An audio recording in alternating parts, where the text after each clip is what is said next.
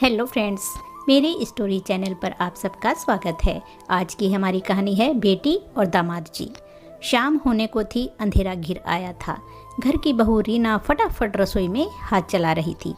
आज ननंद नंदोई जी आ रहे हैं तो मौसी और मौसा जी भला कैसे नहीं आएंगे।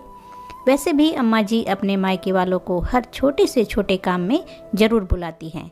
हाँ, यह अलग बात है कि ससुराल वालों से वह 2 गज नहीं पूरे 2 किलोमीटर की दूरी रखना पसंद करती हैं। और यही हाल बहू के मायके वालों के साथ था। उन्हें तो बस खुद की बेटी और अपना मायका ही ज़्यादा अच्छा लगता था। वैसे तो आज कोई ख़ास त्यौहार नहीं है, ना ही घर में कोई भी सालगिरह है या ना ही जन्मदिन है किसी का, पर अम्मा जी ने खास न्योता देकर अपनी बेटी और दामाद जी को बुलाया है, क्योंकि उन्हें लग रहा है कि उनकी बेटी दामाद जी को आए हुए बहुत दिन हो गए हैं। हाँ, यह अलग बात है कि अभी 15 दिन पहले ही तो आकर गई थी, और वैसे भी कौन सा अम्मा जी ने काम करना है। घर में बहू के आने के बाद तो सास वैसे ही रिटायरमेंट ले लेती है। हाँ, लेकिन ऑर्डर देना नहीं भूलती है। तो इस कड़ाके की ठंड में अपनी बहू को लगा दिया काम पर।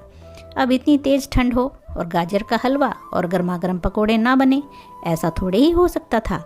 बस आज के मेन्यू में यही सब कुछ था, साथ में 3 तरह की सब्जी, खीर और पूरी अलग।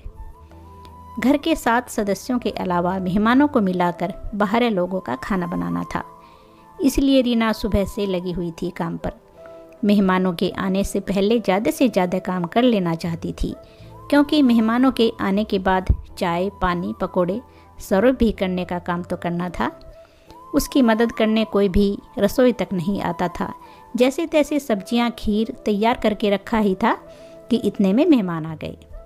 फटाफट गैस पर चाय का पानी चढ़ाया और गिलास में पानी डालकर ट्रे में सजाकर मेहमानों के पास चली गई। पानी देखते ही ननद जी बोली, भाभी आपको इतना भी नहीं पता, कड़ाके की ठंड है, पानी कौन पिएगा, आप तो बस फटाफट चाय ले आओ। अपनी बेटी की बात सुनकर मम्मी जी बोली, अरे इतनी अकल तो खुद ही होनी चाहिए इसे, क्या पता कि आज बाहर कड़ाके की ठंड है। यह तो रसोई में आराम से काम कर रही है, इसे तो गर्माहट मिल रही है। हालत तो ठंड में हमारी खराब हो रही है।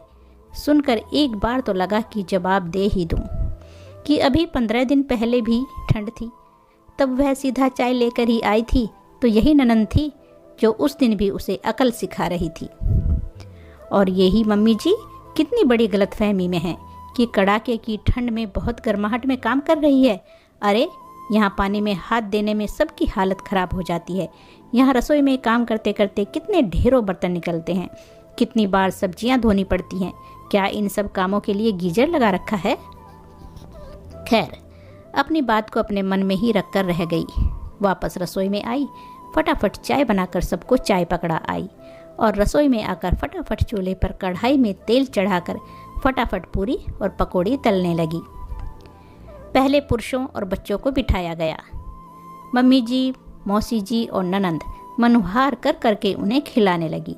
मनुहार के नाम पर जबरदस्ती कर एक्स्ट्रा खाना डाली जा रही थी। जब पुरुष और बच्चे खाना खाकर उठे तो थाली में काफ़ी कुछ झूठन पड़ा हुआ था। उसके बाद बैठी महिलाएं, लेकिन उन महिलाओं में घर की बहू का नाम नहीं था। मम्मी जी बड़ी मनुहार कर करके अपनी बेटी, बहन और भांजी को खाना परोस रही थी। और फिर वही हुआ, इनकी थाली में भी झूठन पड़ा हुआ था। मौसा जी अपने परिवार के साथ खाना खाकर रवाना हो गई, पर ननंद और नंदोई जी अभी भी वहीं थे। अभी रीना का खाना खाना बाकी था। इतने में अम्मा जी ने रीना को आवाज़ लगाई, अरे बहू, थोड़ा खाना अपनी ननंद के लिए भी बांध देना। कहाँ सास ससुर और देवर के लिए जाकर खाना बनाएगी। खाना खाने के बर्तन खोल कर देखे तो खाना इतना बचा ही नहीं था, पर अब मम्मी जी बोल चुकी थी तो थोड़ा बहुत खाना तो पैक करना ही था। इसलिए थोड़ा थोड़ा अपने लिए निकाल कर बाकी का सारा खाना पैक करके उसने रख दिया। इतने में मम्मी जी रसोई में आई और पैक किए हुए खाने को देखकर बोली, अरे इतना सा खाना ही पैक किया है, इससे तो सिर्फ 2 लोगों का पेट भरेगा, तुझे अंदाज़ा नहीं है क्या, या फिर पकवान अपने माँ बाप के लिए रख लिए। मम्मी जी की बात सुनकर नहीं रहा गया, पर बोली कुछ भी नहीं। मम्मी जी, खाना इतना ही बचा ही नहीं कि और ख़त्म हो गया है। अरे इतने सारे लोगों का खाना बनाया था, ख़त्म कैसे हो गया। मेरे हाथों से तो कभी ख़त्म नहीं होता था। इतने में मम्मी जी की नज़र उस थाली पर पड़ी जिसमें रीना ने अपने लिए थोड़ा थोड़ा सा निकाल कर रखा था। उसे देखते ही मम्मी जी के माथे पर सिलवटें आ गई और रीना को डांटते हुए बोली, अलग से ये खाना क्यों निकाल रखा है? मम्मी जी, मैंने अभी तक खाना नहीं खाया है, तो मैंने अपने लिए निकाल कर रखा है ये खाना और बाकी का पैक कर दिया है। तेरे बाप के घर से लाई थी जो खाना निकाल कर अलग रख लिया है। अरे घर की बहू तो वह होती है जो अपने ससुराल वालों की इज्जत के लिए कुछ भी कर जाए। एक दिन दूध पीकर नहीं सो सकती थी? चुपचाप से खाना पैक कर दे, मैं बाहर बोल चुकी हूँ। अब तो यह खाना बिटिया के घर ही जाएगा। मम्मी जी की बात सुनकर रीना से रहा नहीं गया। हैरानी से मम्मी जी को देख रही थी। कोई औरत इतनी निष्ठुर कैसे हो सकती है? बेटी ससुराल जाकर खाना ना बनाए, उसे परेशानी ना हो, पर बहू की भूख से इन लोगों को कोई लेना देना नहीं था। रीना देखती ही रह गई और मम्मी जी ने वह थाली भी साफ करके पैक करके बेटी को दे दी। जब तक रीना पूरी तरह से होश में आती तब तक ननंद रानी खाना लेकर जा चुकी थी। पर रीना उन लोगों में से नहीं थी जो चुपचाप रह जाए। उसने इस तरह के व्यवहार की उम्मीद नहीं की थी। घर के बाकी सदस्यों को तो पता भी नहीं था कि खाना खत्म हो चुका है। मम्मी जी तो थकावट का बहाना बनाकर अपने कमरे में जाकर आराम करने लग गई। अभी सब सोने की तैयारी कर ही रहे थे कि इतने में डोरबेल बजी। सब हैरान रह गए कि इस समय कौन आया होगा। खुद बाबूजी ने जाकर दरवाज़ा खोला तो सामने एक लड़का खड़ा था। उसने बाबूजी से कहा, मैं डिलीवरी बॉय हूँ, आपके घर से खाने का ऑर्डर था। उसकी बात सुनकर बाबूजी बोले, अरे तुम्हें कोई गलत फहमी हुई होगी बेटा, हमारे घर से तो कोई ऑर्डर नहीं किया गया है।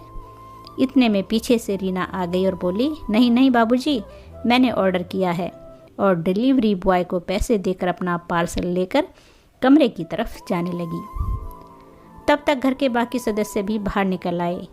बाबूजी ने रीना को रोककर पूछा, बेटा आज तो घर में इतने पकवान बने हैं, फिर भी तुम बाहर से खाना मंगा कर खा रही हो? उनकी बात सुनकर रीना ने मम्मी जी की तरफ देखते हुए कहा, हाँ बाबूजी, पकवान तो बने थे, पर घर की बहू के लिए नहीं बने थे। चाहे खाना मनुहार के नाम पर कूड़े में फेंक दिया जाए, पर बहू के लिए थोड़ा सा खाना छोड़ना भी किसी ने ठीक नहीं समझा। अपनी इज्जत के नाम पर बहू को दूध पीकर सोने के लिए कहा जा रहा था, पर मैं समझौता करने वालों में से नहीं हूँ। मुझे भूखे पेट नींद नहीं आती और दूध से मेरी भूख नहीं मिटती। रात के 10 बज रहे हैं और दोपहर से इतनी मेहनत करते करते मैं थक चुकी हूँ, इसलिए मैंने अपने लिए खाना ऑर्डर कर लिया। कहकर रीना अपने कमरे में जाकर खाना खाने लगी। पीछे से बाबूजी मम्मी जी को लताड़ रहे थे। आज के बाद मेहमान बुलाने से पहले सोच लेना, मनुहार और बर्बादी का फ़र्क नहीं पता तुम्हें? खाना पेट भरने के लिए होता है, फेंकने के लिए नहीं। कितना खाना तुमने मनुहार के नाम पर बर्बाद कर दिया। ऊपर से बेटी को ससुराल जाकर खाना ना बनाना पड़े, इसलिए बहू के हिस्से का खाना भी उसके लिए पैक कर दिया। अपनी बेटी के लिए खाना पैक करना ज़रूरी था क्या? जो खाना बना रही थी उसके लिए भी खाना नहीं बचा। खबरदार, आज के बाद मैंने सुना कि बहू के लिए घर में खाना ही नहीं बचा। बाबूजी के गुस्से के आगे मम्मी जी कुछ भी नहीं बोल पाई। वह दिन था और आज का दिन, जब भी घर में मेहमान आते तो खुद बाबूजी रसोई में आकर ज़रूर चेक करते कि बहू के लिए खाना बचा है या नहीं। साथ ही साथ मनुहार के नाम पर खाना कूड़े में ना फेंकने देते। उस दिन के बाद से बाबूजी को मैं बहुत ज़्यादा प्यार और इज्जत देने लगी, क्योंकि घर में कोई तो था जिसने मम्मी जी को अच्छा सबक सिखाया। तो दोस्तों, कहानी कैसी लगी? अच्छी लगी है तो लाइक और शेयर ज़रूर कीजिएगा और चैनल को सब्सक्राइब कीजिए। धन्यवाद दोस्तों।